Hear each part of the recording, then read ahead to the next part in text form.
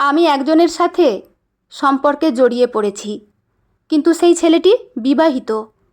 তবে এটাও জানি ছেলেটি তার ওয়াইফের সাথে সুখে নেই। আমি একটু আপনার সাথে কথা বলতে চাই। আমি কাউকে এই কথাগুলো বলতে পারছি না। আমি আপনাকে কিভাবে সাহায্য করব? তাও আবার এই ব্যাপারে? বারবার মেসেজ করবেন না, এটা আপনার ফেক আইডি। আমি কিছু কথা আপনার সাথে শেয়ার করতে চাই। তার আগে বলতে চাই, আপনার লেখা আমার ভীষণ ভালো লাগে। বলুন কি বলবেন, তবে তাড়াতাড়ি, আমার একটু কাজ আছে। কিভাবে শুরু করব বুঝতে পারছি না, তাই প্রথমেই বলবো, প্লিজ আমাকে জাজ করবেন না। আগে আমার কথাটা পুরো শুনুন। বেশ, বলুন। আমি একজনকে ভালোবাসি, ভীষণ ভালোবাসি, কিন্তু সে বিবাহিত। আগে জানতেন না তার ব্যাপারে? জানতাম, সব জেনে শুনে ভালোবেসেছি। এখন কি করতে চাইছেন? সে তার ওয়াইফকে ডিভোর্স দেবে, তারপর আমরা বিয়ে করব। আচ্ছা, তাহলে আর কি? সব তো ক্লিয়ার? না, ক্লিয়ার না। গত 2 বছর ধরে এই এক কথা বলে যাচ্ছে আমার বয়ফ্রেন্ড, কিন্তু সে তার ওয়াইফকে ডিভোর্স দিচ্ছে না। আপনার মনের মধ্যে কি চলছে শুনি? আমার মন বলছে কিছু একটা চলছে, যা আমি বুঝতে পারছি না। ভীষণ অসহায় লাগছে, খারাপও লাগছে। কথার মাঝেই ফোনটা বেজে উঠল দেবিকার। মেসেজগুলো দেখে কিছুক্ষণের জন্য দেবিকা যেন হারিয়ে গিয়েছিল। তারপর তাড়াতাড়ি ফোনটা রিসিভ করলো। হ্যাঁ সুদীপ, বলো। রেগে আছো? না তো। কাল রাতের জন্য সরি, প্লিজ আজ দেখা করো। আজ হবে না সুদীপ, কিছু কাজ আছে। আমি কোনো কথা শুনবো না দেবিকা। আমি ডিনারের জন্য টেবিল বুক করেছি, ঠিক 8টায় আমি তোমার বাড়ির সামনে পৌঁছে যাব। আমি জানি তুমি আসবে। সব কিছু তোমার কথা মতো চলতে পারে না সুদীপ। তুমি যা বলবে তাই হবে এবার থেকে। প্লিজ আমাকে ছেড়ে যেও না। ভুল বোঝো না আমায়, ভীষণ ভালোবাসি তোমাকে। তুমি আমার কাছে আশ্রয়। তোমার কাছে আমি একটা খোলা বইয়ের মতো, যেখানে কোনো কিছু লুকানোর নেই। যে শান্তি আর ভালোবাসা তোমার কাছে পেয়েছি, তা আমি আর কোথাও পাইনি। আমি তোমাকে জোর করে হলেও আমার সাথে জড়িয়ে রাখব, কিছুতেই ছাড়তে পারবো না। আমি একটু ব্যস্ত আছি, অফিসে আছি এখন, পরে কথা বলবো। আমি জানি তুমি অফিসে আছো। প্লিজ দেবী, রাগ করো না আর আমার উপর, একটু বোঝো আমায়। সেই আমি শুধু বুঝে গেলাম। এত অভিমান করো না, আজ দেখা হচ্ছে, কোনো কথা শুনছি না তোমার। ওকে? শুধু ওকে? তো আর কি? I love you. হুম, আই লাভ ইউ দেবিকা, তুমিও বলো প্লিজ। Love you two. উফ, শান্তি। 8টায় রেডি থেকো। হুম। ফোনটা রেখে দিল দেবিকা। আজ একটু অফিসে কাজের চাপ কম। একটু আগে যার সাথে মেসেজে কথা হচ্ছিল, তার কথা ভুলেই গেল দেবিকা। অফিসের কাজ করতে করতে আবার মেসেজ এলো। হ্যালো ম্যাম, সরি আপনাকে এইভাবে ডিস্টার্ব করার জন্য। দেখুন, আমি আপনাকে কোনো হেল্প করতে পারবো না এই ব্যাপারে। হেল্প করতে হবে না, শুধু আমার কথাগুলো শুনুন। আমি অফিসে আছি, আপনি কাজ করুন, একবার করে মেসেজগুলো দেখবেন, আমার কথাগুলো একটু বোঝার চেষ্টা করবেন। বেশ, আপনি লিখতে থাকুন। আমি পরে পরে দেখছি। যদিও আজ দেবিকার তেমন কোনো কাজ নেই, তবুও এই বিষয়টাকে নিয়ে বেশি মাথা ঘামাতে চাইছে না সে। তবে একটা কৌতূহলও হচ্ছে দেবিকার। একবার করে মেসেজও চেক করতে থাকলো। ও প্রান্ত থেকে মেয়েটি লিখল, আমি তার সাথে জড়াতে চাইনি। আমি জানতাম সে বিবাহিত, কিন্তু বারবার সে আমাকে বুঝিয়ে গেছে সে তার ম্যারেড লাইফে খুশি নয়। সে আমাকে ভীষণ আগলে রাখে, যত্নে রাখে। কোনোদিন আমার সাথে খারাপ ব্যবহার করেনি। এতটা ভালোবাসা আমি কোথাও পাইনি। তাই একটু একটু করে জড়িয়ে গেছি।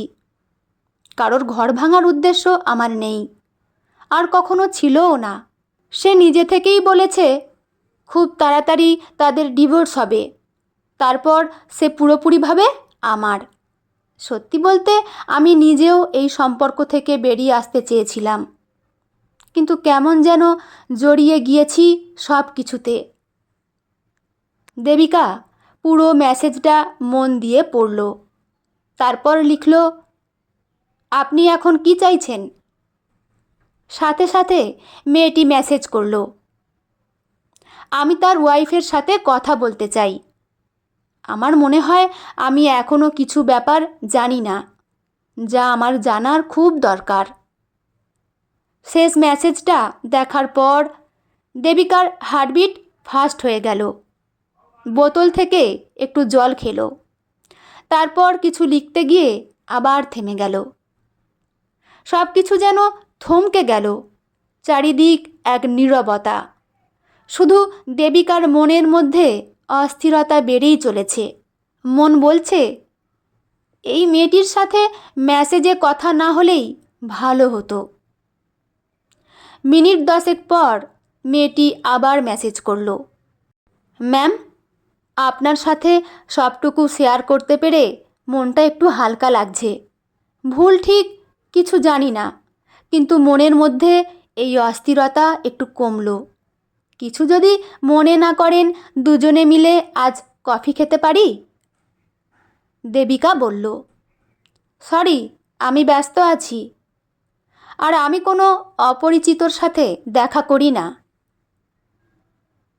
মেয়েটি মেসেজে লিখল, একদম ঠিক করেন, কাউকে বিশ্বাস করা ঠিক নয়। তবে আমি আপনার অফিসের পাশের বিল্ডিংয়ে আছি। এখানে আমার অফিস। আপনাকে আমি ভীষণ ফলো করি সোশ্যাল মিডিয়াতে। আপনার লেখা আমার ভীষণ ভালো লাগে। আপনার মোটিভেশনাল ভিডিওগুলো দেখি, ভীষণ ইন্সপায়ার হই। প্লিজ ম্যাম, বিকেলে অন্তত মিনিট 10 জন্য একটু অফিস থেকে ব্রেক নিন। বর্তমানে কেউ কারোর কথা শুনতেই চায় না, সেখানে আপনি আমাকে কোনো জাজ না করে সব শুনলেন। সামনাসামনি থ্যাংক ইউ বলার সুযোগ দিন, প্লিজ ম্যাম, প্লিজ। দেবিকা কিছুক্ষণ ভেবে বলল, ঠিক আছে, বিকেল 5টায়। যেহেতু পাশের বিল্ডিংয়ে আপনার অফিস, তাহলে সামনের কফি শপে আসতে আপনার কোনো প্রবলেম হবে না। চলে আসবেন সময় মতো। মেয়েটি সাথে সাথে মেসেজে লিখল, thank you ma'am, thank you. বেশিক্ষণ সময় নেব না, শুধু 1 কাপ কফি। দেবিকা মনে মনে হাসল। মেয়েটির সাথে তারও খুব দেখা করতে ইচ্ছে হচ্ছে, তবে সে একটা ফেক প্রোফাইল ইউজ করে, হয়তো নিজের পরিচয় গোপন রাখতে চাইছে। সময়ের মধ্যেই বেরিয়ে গেল দেবিকা। কফি শপে ঢুকে ওই আইডিতে সে নিজেই মেসেজ করল, আপনি এসেছেন? আমি কফি শপে ঢুকলাম। সাথে সাথেই মেসেজ এলো, আমি অপেক্ষা করছি আপনার জন্য। একদম সোজা এসে ডান দিকের টেবিলে আমি আছি, অলিভ কালারের কুর্তি। দেবিকা দীর্ঘশ্বাস ছেড়ে এগিয়ে গেল, কিন্তু মনের মধ্যে কেমন যেন এক অস্থিরতা। তবুও সে কথা মতো এগিয়ে গিয়ে দেখল একটি মেয়ে অলিভ কালারের কুর্তি পরে বসে আছে। যদিও পিছন দিক থেকে দেখতে পেল দেবিকা, এবার সে সামনে গিয়ে বলল, হাই। মেয়েটিকে দেখে চমকে গেল দেবিকা। ওখান থেকে সাথে সাথে বেরিয়ে আসতে চাইল। ঠিক সেই সময় মেয়েটি তার হাত ধরে বলল, 10 মিনিটের বেশি সময় নেব না দেবিকা। দেবিকার হার্টবিট ভীষণ ফাস্ট চলছে, কারণ মেয়েটি আর কেউ নয়, মেয়েটি হলো সুদীপের ওয়াইফ স্নিগ্ধা। দেবিকা বসলো চেয়ারে। স্নিগ্ধা 2টো ব্ল্যাক কফি অর্ডার করলো। স্নিগ্ধা বলল, সরি দেবিকা, এইভাবে মিথ্যে বলে তোমাকে এখানে ডাকার জন্য। এছাড়া আমার কোনো উপায় ছিল না। তোমাকে ফোন করে ডাকলে তুমি আসতে না। তোমার প্রতি আমার কোনো রাগ নেই। কয়েকটা কথা তোমাকে বলার ছিল, তাই এইভাবে দেখা করতে বাধ্য হলাম। দেবিকা ধীরে ধীরে বলল, বলুন। স্নিগ্ধা এবার হেসে বলল, আপনি করে নয়, তুমি করে বলতে পারো আমায়। এবার শোনো, তোমাকে আমি চিনি লাস্ট 6 মাস ধরে। সুদীপের ফোনে তোমার আর সুদীপের কনভারসেশন একবার চোখে পড়েছিল। আমি যদিও সুদীপের ফোনে হাত দিতাম না আগে, কিন্তু সেদিন ও ওয়াশরুমে ছিল বলে ওর ফোন রিসিভ করতে গিয়ে তোমার মেসেজ দেখেছিলাম। তারপর থেকেই সুদীপ ঘুমিয়ে গেলে ওর ফোন চেক করতাম। কত রাত যে আমি ঠিকমতো ঘুমাইনি, শুধুমাত্র ওর ঘুমিয়ে যাওয়ার অপেক্ষার জন্য। কখনো কখনো ও সব মেসেজ ডিলিট করে দিত, আবার কখনো কখনো ভুলে যেত। তবে যেটুকু পড়েছি সেখান থেকে জানতে পেরেছি তোমাকে অনেক কিছু মিথ্যে বলা হয়েছে। ওর আর আমার মধ্যে কোনো সমস্যা নেই। ইনফ্যাক্ট আমরা পরের বছর বেবি প্ল্যান করার কথাও ভাবছিলাম। তারপর একদিন তোমাদের সব মেসেজ চোখে পড়ল। প্রথমে ভীষণ খারাপ লেগেছিল, রাগও হয়েছিল তোমার প্রতি। তারপর মেসেজ চেক করতে গিয়ে দেখলাম তোমাকে মিথ্যে বলে ফাঁসানো হয়েছে। সুদীপ কোনো দিনই আমাকে ডিভোর্স দিতে পারবে না। ও শুধুমাত্র তোমাকে মেন্টালি ইউজ করছে। দেখবে ও কখনো কখনো এমন করবে যেন তুমিই ওর কাছে সব। আবার কখনো কখনো তোমাকে তোমার আসল জায়গাটা দেখিয়ে দেবে।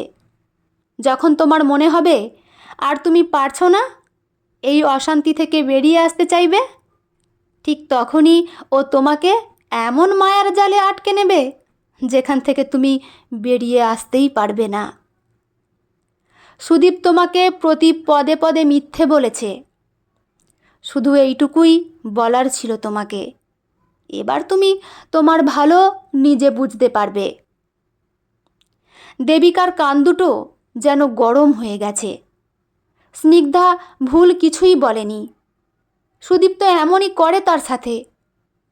স্নিগ্ধা বলল, কাল তোমাদের দেখা করার কথা ছিল, আর কালই আমি সুদীপকে বলেছিলাম আমাকে বাইরে নিয়ে যেতে। হয়তো তোমাদের মধ্যে এটা নিয়ে কোনো সমস্যাও হয়েছিল, তাই না দেবিকা? দেবিকা ঘাড় নাড়ল। স্নিগ্ধা বলল, আরও প্রমাণ চাও? সুদীপ আমাকে ছাড়বে না। ও শুধু তোমাকে মিথ্যে বলে মায়ার জালে আটকে রেখেছে। আরও একটা প্রমাণ দেখবে? দেবিকা তাকালো স্নিগ্ধার দিকে। মেয়েটি কি সুন্দর করে কথা বলছে। কতটা ভিতর থেকে ক্ষতবিক্ষত হলে বাইরে এমন সুন্দর থাকা যায়। দেবিকার চোখ দিয়ে জল গড়িয়ে আসছে। নিজেকে ভীষণ অপরাধী মনে হচ্ছে। কিন্তু সে তো এই সম্পর্ক থেকে বেরিয়ে আসতে চেয়েছিল। ও কারোর ঘর ভাঙতে চায়নি। স্নিগ্ধা বলল, নিজেকে অপরাধী ভেবো না দেবিকা। আমি জানি তুমি আমার ঘর ভাঙতে চাওনি। তবে সুদীপের মতো ছেলেরা ঘর করার ছেলে নয়। ও শুধু তোমাকেই ঠকায়নি, আমাকেও ঠকিয়েছে।